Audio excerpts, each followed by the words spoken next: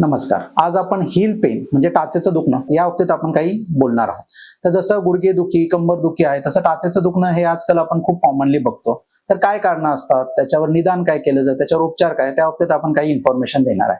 तर heal pen हे आजकाल खूप कॉमन झालं आहे, कारण की जे फिमेल्स स्टँडिंग जॉब करतात, किचनवर 3-3, 4-4 तास ते कामं करत राहतात, त्यामुळे होतं. खूप वेळा कडक चप्पल किंवा कडक शूज वापरले जातात, ऑफिस गोईंग मेल असतात त्याच्यामध्ये. खूप वेळा जे ओव्हर ऍक्टिव्हिटी होती त्याच्यामुळे हील पेन सुरू होऊ शकतं. त्यांचं ओव्हर वेट आहे त्याच्यामध्ये हील पेन हे कॉमनली दिसून येतं. मग काही काय त्याचा जास्त यूज झाल्यामुळे पण हील पेन होतं. तर heal pen most common cause आहे प्लांटर फेशियाटिस. काय असतं प्लांटर फेशियाटिस? तर आपल्या पायाची जी टाच आहे आणि पायाची बोटं त्याला जोडणारा एक पडदा असतो. ते पडदा जिथं अटॅच झालेला असतो तिथं सूज येऊन जाते.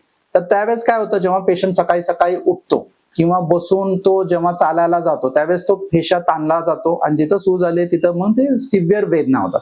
पेशंटला सकाळी उठल्या उठल्या चालता पण येत नाही, खूप वेदना होतात आणि थोडं चाललं की ते पेन कमी होऊन जातं.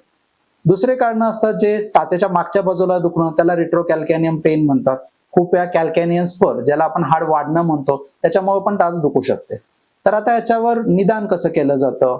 तर तुम्ही जेव्हा डॉक्टरांकडे जाता पेशंटच्या सिम्पटम्स नुसार किंवा एक्झामिनेशन नुसार डॉक्टर त्याचं निदान केलं जातं.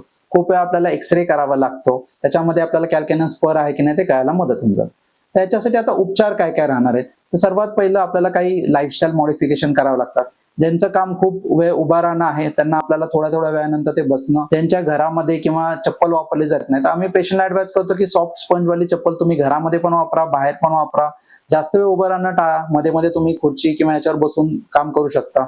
किंवा जे ऑफिस गोईंग असतात त्यांना आम्ही सिलिकॉन सोल वापरायला लागतो शूज मध्ये. त्याच्यामुळे हीलवर प्रेशर कमी होतं आणि ते दुखणं कमी व्हायला मदत होऊन जाते. दुसरं महत्वाचं असतं काही एक्सरसाइज असतात, त्याला आम्ही काफ स्ट्रेचिंग एक्सरसाइज म्हणतो. आम्ही यांना टॉवेल किंवा हे लावून पायाच्या पंजाला तुमच्याजवळ ओढायला लावतो.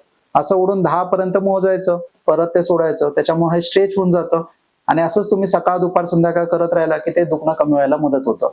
एका जागी जर बसला असेल किंवा झोपेतून उठला की तुम्हाला पायाच्या पहिल्या हालचाली करायच्यात, नंतर तुम्ही उठू शकता. जर या सगळ्यांनी जर ते कमी नाही होते तर काही फिजिओथेरपी असतात. फिजिओथेरपीमध्ये शेक देऊन आपण ते दुखणं कमी केलं जातं. खूप वेळा त्याच्यासाठी आपल्याला काही एक्सरसाइज ऍडवाइस करतात, त्याच्याने कमी होतं. कोल्ड कॉम्प्रेशन, हॉट कॉम्प्रेशन, ज्याला आम्ही कॉन्ट्रास्ट बाथ म्हणतो, म्हणजे थोड्या वेळ 2 मिनिटं तुम्हाला गरम पाण्यामध्ये पाय ठेवायचा आहे आणि त्यानंतर 2 मिनिटं थंड पाण्यामध्ये ठेवायचं आहे. त्याच्याने हे कमी व्हायला मदत होतं. खूप वेळा आपल्याला काही मेडिकेशन चालू करावं लागतात, जसे अँटी इन्फ्लेमेटरी ड्रग्स असतात, काही सप्लिमेंट असतात, vitamin C, chondroitin sulphate, collagen peptide, हे आजाराला ठीक करण्यासाठी मदत होतं.